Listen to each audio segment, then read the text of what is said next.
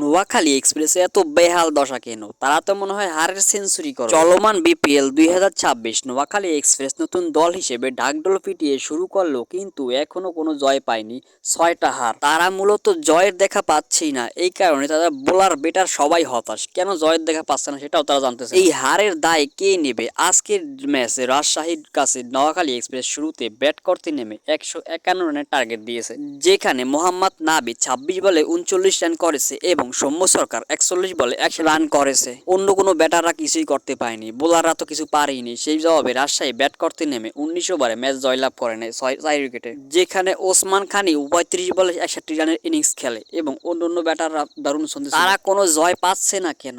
এই জবাবের কথা কে দেবে? এখন তাদের দর্শকরাও পুরো হতাশ। তারা দর্শকরা খুব আশা নিয়ে বলছিল যে নোয়াখালী বিভাগ চায় প্রথমে দল, কিন্তু এখন দল তো চাই না, উল্টো বিভাগও বাদ দিয়ে দিয়েছে চাওয়া।